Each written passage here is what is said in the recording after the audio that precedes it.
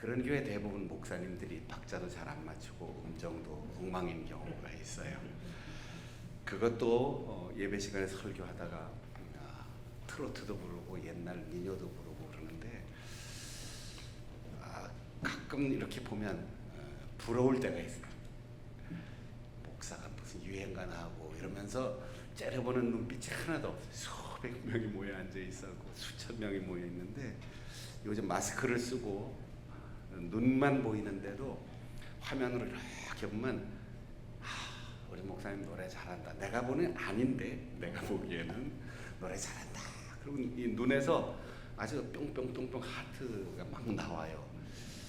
야, 저래도 되나 하는 생각이 들어요. 보랏빛 엽서에 이러면서 트로트 노래를 부르는데도 신자들이 막 감동이 돼. 나는 그 눈빛을 보면서 감동이 드는 거예요. 저하고 친하게 지내는 어떤 목사님은 찬송 부를 때 박자 하나도 안 맞아요. 앞으로 막 당겼다 뒤로 밀었다가 전혀 박자가 안 맞는데도 반주자가 잘 맞추기도 하고 신자들이 잘 따라 부르기도 해요. 목사인 내가 봐도 전 좀 너무하다. 그런데도 우리가 마음이 즐거우면 세상의 모든 게 다 좋게 보이는 거죠. 심각한 상황에서도 하나님은 우리와 함께 하신다라는 믿음으로 서로를 위로하고 격려하는 눈빛으로 눈만 봐도 즐겁도록 다시 한번 인사하겠습니다. 잘 오셨습니다. 사랑합니다. 축복합니다. 이곳에 함께 오지 못했지만 화면 앞에서 영상으로 온라인으로 시간과 공간을 초월하시는 하나님 앞에 예배에 동참하는 우리 가정에 있는 성도들, 또 삶의 현장에서 잠시 틈내어서 예배에 참여하는 성도들, 해외에 있는 우리의 가족들, 또 선교지에 있는 우리 선교의 동역자들을 위해서 오른손 들고 인사하겠습니다. 할렐루야! 할렐루야! 할렐루야! 기분 나쁘신 분 있어요? 여러분들의 눈만 봐도 얼마나 행복하고 얼마나 좋은지 이 표정이 다 나타나는데, 상황이 좋아서가 아니고 내 마음에 확신이 있으면 내가 즐겁고 또 나와 만나는 모든 사람들이 같이 즐거워질 거예요. 유명 연예인 한 사람의 사망 사건 후에 결혼도 하지 않고 자녀도 없는 그 연예인의 유산을 어린 시절에 자식을 버리고 한 번도 얼굴을 보지 못했던 어머니가 와서 그 유산을 내가 갖겠다라고 청구한 사건을 사람들이 보면서 여러 가지 의견들이 많아요. 얼굴도 모르는 어머니, 부모의 의무를 다하지 않은 양육의 의무를 저버린 어머니도 재산의 절반을 상속받을 수 있느냐? 그뿐 아니라 국민의 재산과 안전과 생명을 지키기 위해서 군복무하다가 민족을 위하여 장렬하게 전사한 아들의 보상금을 어린 시절 자식을 버리고 갔던 어머니가 나에게도 절반의 권리가 있다 법에 의해서 청구한 사건을 보면서 지난 국회에서 의무를 다하지 않고 책임을 다하지 않은 사람에게는 상속 자격을 주지 말아야 된다, 제한해야 된다, 그런 법이 상정되었다가 국회의원들이 끝까지 일 못하고 자동으로 20대 국회가 만료되므로 자동 기각이 된 일이 있습니다. 마음은 아프지만 21대 국회에서 다시 재상정한다니까 지켜보아야 할 일입니다. 부모를 봉양하지 않은 자식에게 법적으로 유산을 당연히 물려줘야 하느냐? 이건 우리나라에서 5,000년 동안 한 지역에서 살던 우리 민족에게는 질문할 필요가 없는 일이었어요. 그런 일은 상상도 할 수 없는 일이었어요. 아버지가 자식을 버리고 어머니가 자식을 버리고 아이들의 인생에 아무 도움이 되지 못하고 그렇게 자식이 버림받는다는 것은 상상도 할 수 없는 세상을 우리가 살았는데, 이제는 법이 바뀌어야 할 때가 왔다는 거죠. 상속은 당연히 자격으로 법으로 보장된 권리입니다. 부모가 세상을 떠나면 자식에게 그 유산이 상속되는 것이고, 자식이 비속이 없이, 자녀가 없이 혼자 살다가 죽었다면 부모가 아버지, 어머니에게 반반씩 그렇게 상속시켜 줄 수 있는 것이 우리의 법입니다. 그런데 이제 질문이 나오는 거죠. 의무를 다하지 않은 사람에게 권리를 인정해 줄 수 있느냐? 법이 개정되는 여부를 떠나서 이제 우리에게는 법으로 보장된 자격으로만 유산을 받을 수 없는 세상이 앞으로 다가온다. 이걸 우리가 염두에 두고 살아야 된다는 거죠. 이미 2000년 전에 바울 사도가 이 상속에 대하여 이 세상 모든 상속이 법에 의한 것인데, 하나님께서 우리에게 주시는 그 아버지 몫의 엄청난 이 세상이라고 하는 유산은 율법에 의해서 보장되어 있는 권리가 아니라 믿음으로 자녀가 된 사람에게 하나님이 주시는 믿음의 상속이다.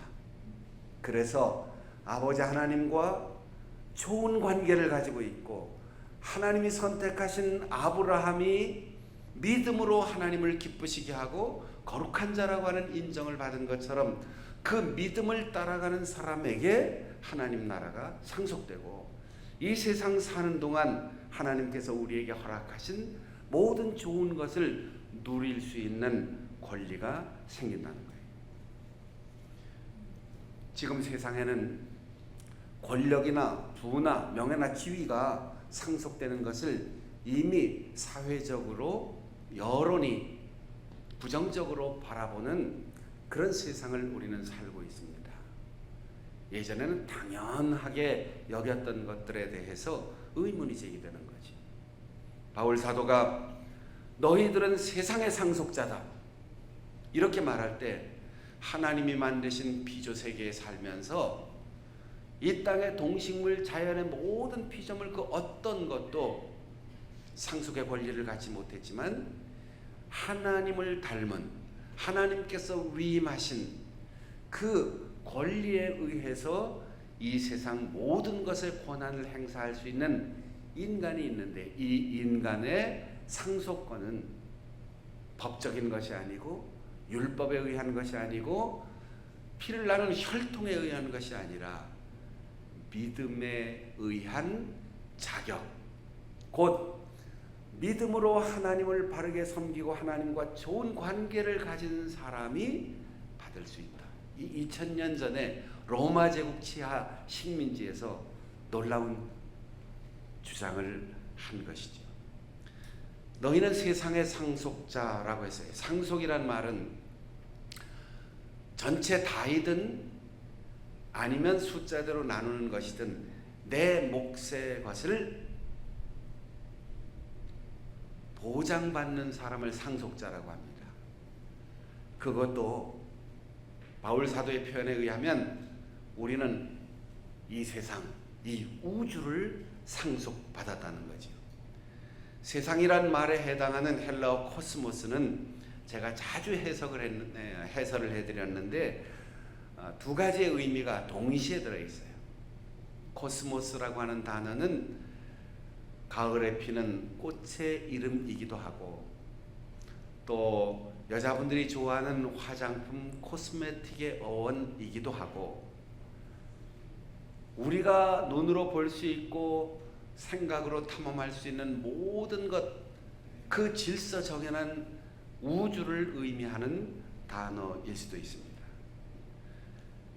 하나님께서 우리에게 맡겨주신 것은 작은 질서에서부터 아주 매일 매순간 소소한 일상에서의 만남과 또 내가 처한 환경에서부터 온 우주 태양계를 넘어서서 우리가 상상도 할 수 없는 엄청난 규모의 그 우주적 질서까지 우리가 상속을 받는데 믿음으로 받는다는 거지. 여러분, 우리가 우주의 상속자라고 해서 별 사이를 깃들 수가 없어요. 대한민국에 산다고 해서 대한민국 다 내가 다스리지 못합니다. 우리가 내 집이라고 하지만 내 집 구석구석 어디에 뭐가 있는지 다 모르는 것들도 있어요. 온 우주를 우리에게 맡겨주셨다. 이 의미는 오늘 내가 숨쉬고 있는 이 현실 세계에서 이 지구에 속해 있는 모든 인류, 그것을 넓게 품는 게 아니고 오늘은 우주를 대표해서 지금 누구와 마주 있으니까 그 사람을 소중히 여기라는 거지. 오늘 내가 처한 이 환경에서 내가 하는 일, 요 일에 최선을 다하라는 거예요. 길가에 지나가다가 보는 나무 한 그루, 풀 한 포기, 떨어지는 물 한 방울, 낙엽 하나, 벌레, 세상 미물 모두가 하나님이 우리에게 맡겨주신 것이니까 그것을 다스리되 그것을 상속받아서 잘 보호하되 하나님이 나를 사랑하신 것처럼 하나님의 마음으로 그것들을 사랑하고 아끼고 보호해야 된다는 겁니다. 한 2달 전에 제가 단체로 이렇게 묶어져 있는 단체 카톡방에 누가 이런 기사를 퍼날랐어요. 오늘 밤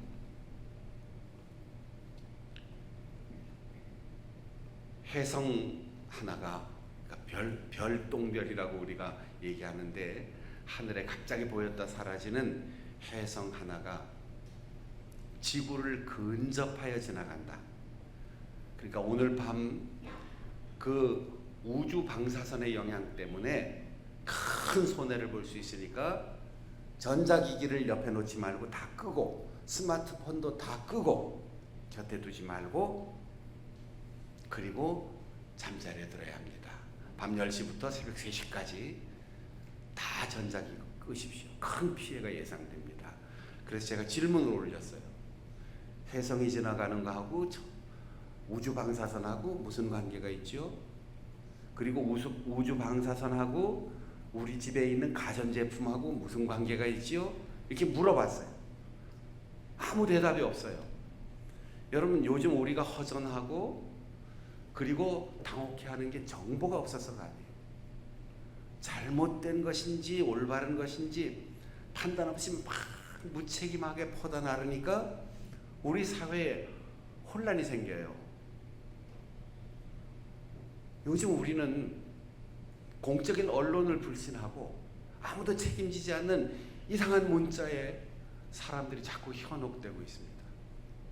제가 인터넷 검색을 해봤어요. 정규 방송이나 혹은 언론에서 이 문제를 다루고 있는지, 거기에는 아주 거창하게 미국의 우주본부 나사에서 그리고 BBC 방송을 통해서 권고한 내용입니다. 없어요. 더군다나 그날 밤 10시부터 모든 전자기기를 끄라고 했는데 제가 검색해 보니까 아침에 이미 혜성이 지나갔어요. 그날 아침 이미 지나간 지 오래됐어요. 앞으로 7년 후에 다시 온대요. 그리고 근접한다 하는 이 근접이라고 하는 개념이 다 달라요. 여러분, 우리나라에서 크다 그러면 남대문, 정부종합청사 이런 게 크잖아요. 멀다 그러면 5시간 달려가면 부산까지 갑니다. 그러나 중국 가면 멀다 이 개념이 달라져요. 기차 타고 보름씩 가야지. 크다 그럼 천안문에 갔다 오신 분 자금성에 가면 우리 남대문, 경복궁 이게 그 천안문 안에 들어가서 자금성에 조그만 궁궐 하나보다 더 작아요. 크다 작다 이게 굉장히 상대적인 개념이라서 지구에 근접하고 지나간다 이랬는데 그 근접이라는 게 611만 킬로미터예요.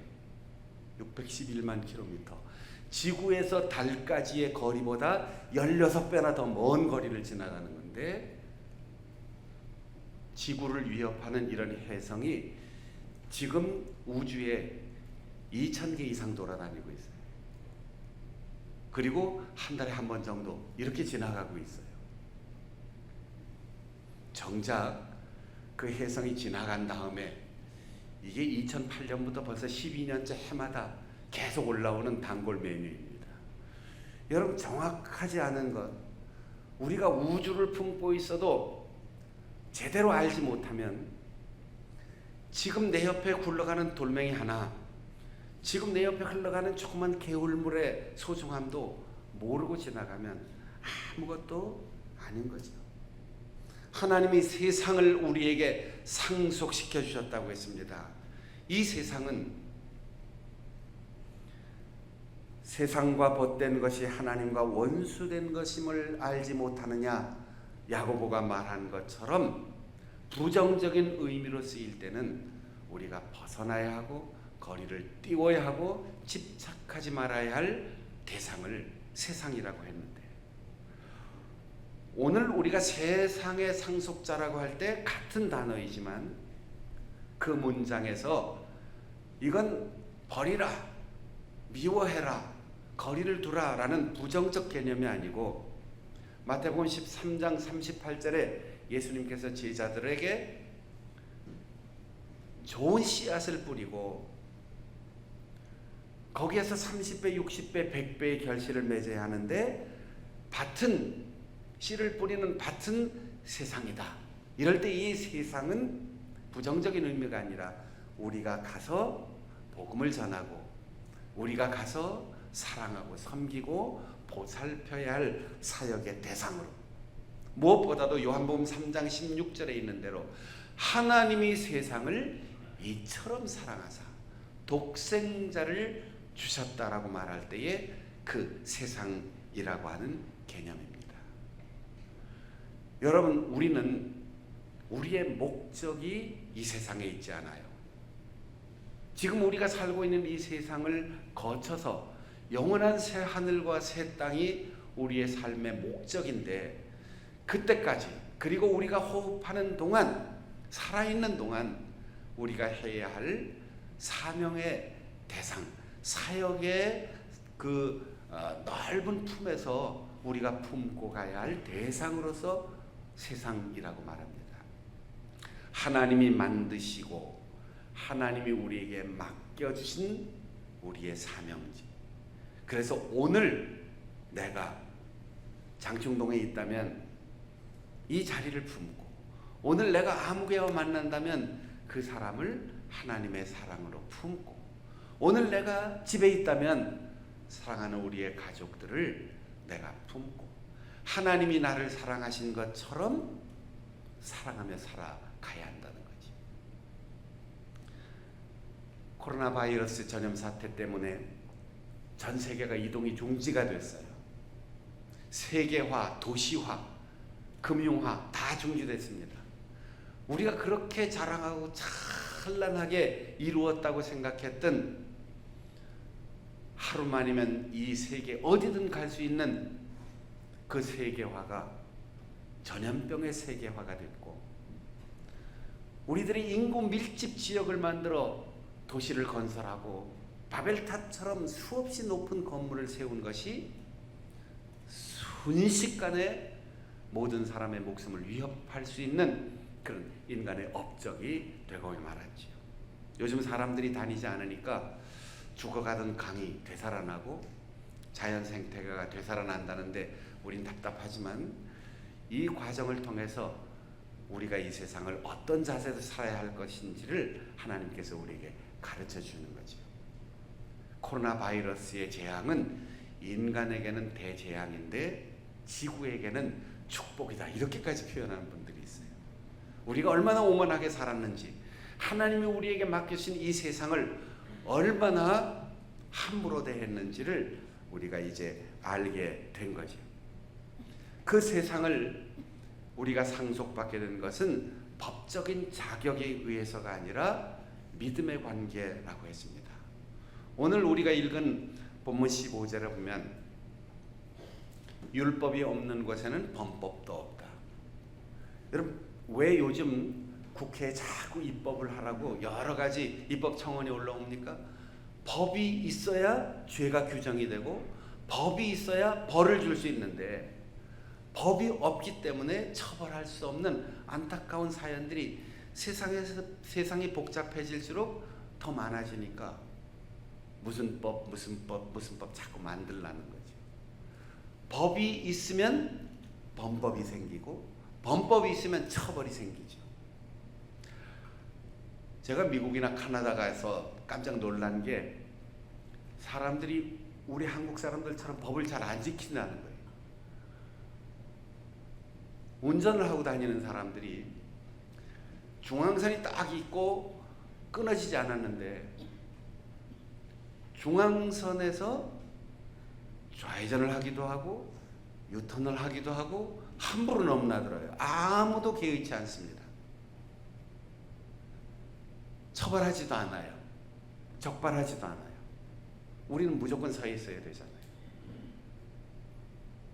그러나 아메리카 대륙에서는 중앙선이 있어도 사람이나 마주오는 차가 없으면 언제든 자유롭게 좌회전하고 유턴할 수 있어요. 그걸 처벌하는 법이 없으니까 처벌도 안 되는데 더 놀라운 것은 아무리 먼 곳에서라도 사람이 언뜻 눈에 띄면 무조건 서요. 우리는 차하고 사람하고 참 기술도 좋게 아슬아슬하게 그렇게 교행을 하잖아요. 그러나 법이 없는 것 같은데 불법인 것 같은데 사람이 존중되는 믿음의 사회를 만드니까 중앙선을 넘어가도 상관이 없더라는 거예요. 중앙선에서 유턴을 해도 아무 상관이 없다는 거예요. 사고가 안 나요. 멀리 충분히 차가 갈 수 있는데도 사람이 눈에 보이면 무조건 서요.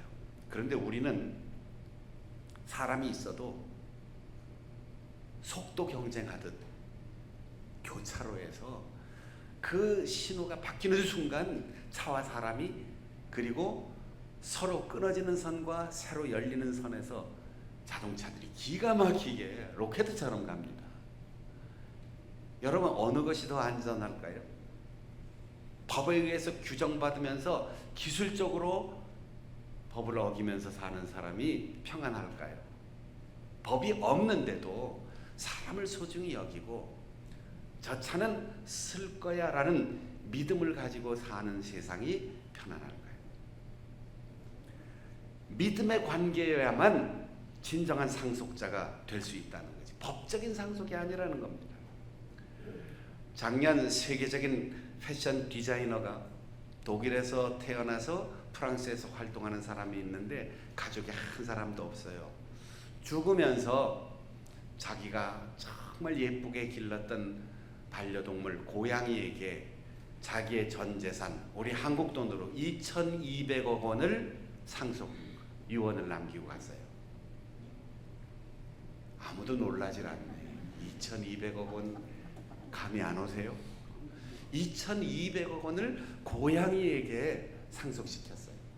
프랑스에서는 동물의 인격 그리고 소유와 권리의 주체를 인정하지 않아요. 그러니까 프랑스에서는 상속해 줄 수가 없어요.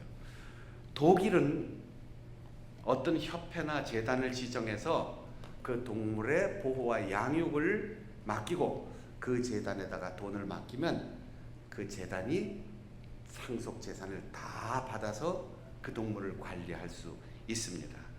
우리나라는 아직 민법에 의하면 사람은 생존한 동안 권리와 의무의 주체가 된다 이렇게 되어 있기 때문에 살아있는 사람만 권리와 의무를 가질 수 있습니다. 동물은 생명이 존중돼야 하지만 물건으로 취급되어서 권리나 책임이 그 동물에게 부여되지 않습니다. 유명한 토크 진행자였던 오프라 윈프리가 나는 죽으면 가족이 없으니까 우리 집에 있는 강아지에게 350억의 재산을 물려주겠다 이렇게 의사를 밝힌 적이 있습니다. 야, 우리는 너무 살벌하다. 우리 고양이에게, 우리 강아지에게 재산을 물려줄 수 없을까? 우리나라에도 방법이 있어요. 부담보 신탁이라는 제도가 증여라는 제도가 있는데, 고양이가 재산을 상속받을 수 없지만 그 고양이를 내 대신 나 죽은 후에 잘 보살피고 양육하고 데리고 사는 조건으로 그 사람이 재산을 관리할 수 있는 법이 있어요.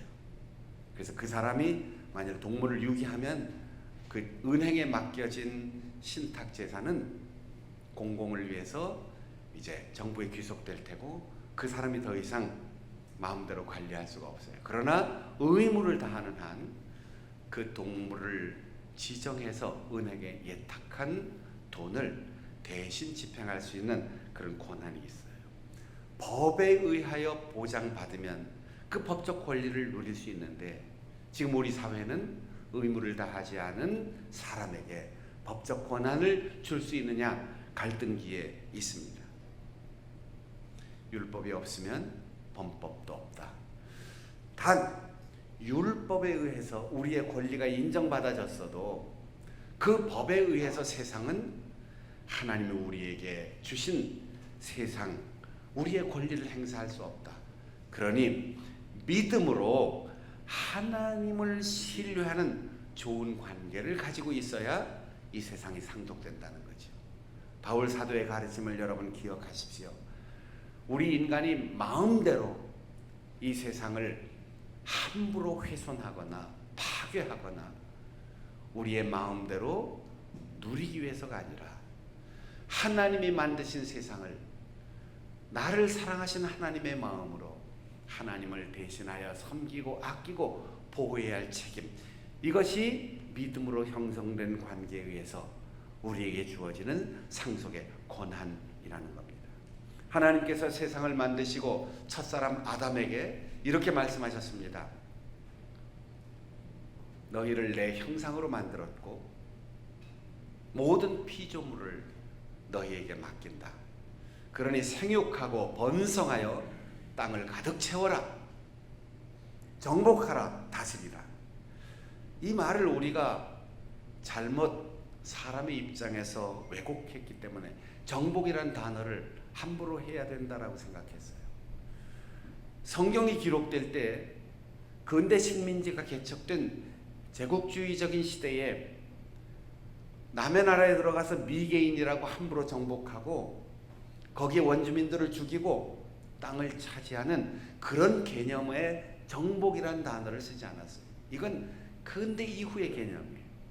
성경이 기록될 때 정복이란 말은 진흙을 반죽한다 이런 뜻이에요. 그리고 작품을 완성한다는 뜻입니다.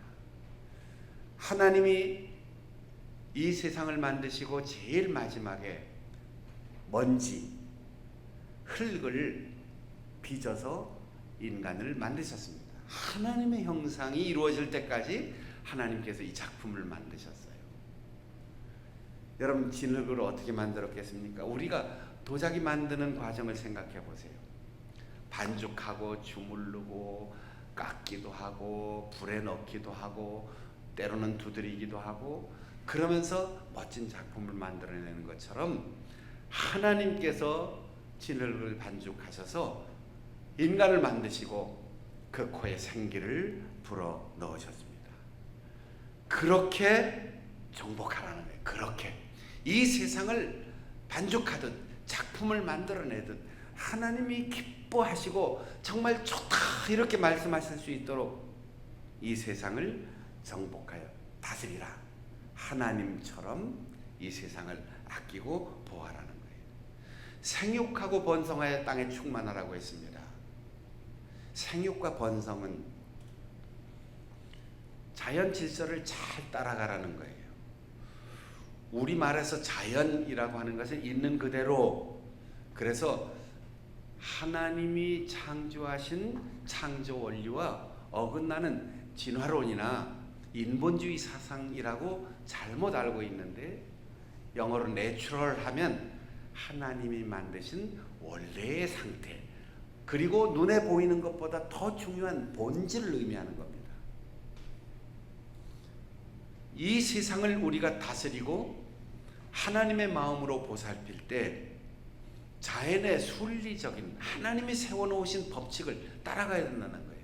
한 남자와 한 여자가 사랑하고 결혼하고 거기서 아들 낳고 딸 낳고, 아들 먼저 하면 또 성차별적인 발언이 될 수 있으니까 딸도 낳고 아들도 낳고, 한 여자와 한 남자가 만나서 사랑하고, 그렇게 하나님이 만들어 놓으신 법칙을 따라서 세상에 가득해야 된다는 거예요. 남자와 남자가 결혼하라는 얘기가 아니고, 여자와 여자끼리 사랑하라는 얘기가 아니고, 한 여자와 한 남자가 만나 사랑하고 거기서 딸 낳고 아들 낳고 손녀 손자 낳고 이 세상에서 가지를 쳐서 번성하라는 거예요. 하나님이 만드신 창조 원리를 따라서 우리가 살아가야 한다는 거예요. 인간의 지혜가 아무리 발전해서 우리의 줄기세포 하나만 가지고도 살아있는 생명체를 만들 수 있는 기술 발견이 혹시 있다 할지라도 그건 하나님의 원리를 벗어나는 것이기 때문에 우리는 하나님이 만드신 이 피조 세계에서 피조물다운 마음을 가지고 살아가라는 겁니다. 마태복음 6장 33절에서 주님께서 친히 말씀하셨습니다. 너희는 먼저 그의 나라와 의를 구하라. 나라는 말은 다스린다는 뜻이, 의는 아버지와 올바른 관계를 가진다는 뜻입니다. 여러분, 이 세상을 다스릴 수 있는 리더십을 갖고 이 세상에서 하나님께서 쓰시는 귀한 사람으로 섬김의 직분을 감당하기를 원한다면, 먼저 하나님이 나를 다스려 주시고 먼저 하나님과 좋은 관계를 가지고 살아간다면 하나님께서 나를, 이 세상을 하나님 대신 잘 다스릴 수 있는 직책과 직분과 사역을 주시고, 하나님과 올바른 관계를 가지고 있는 한 하나님은 끊임없이 우리에게 지혜와 능력과 기회를 허락하시는 것입니다. 주의 귀한 성도 여러분, 하나님께서 우리에게 이 세상을 맡겨주셨습니다.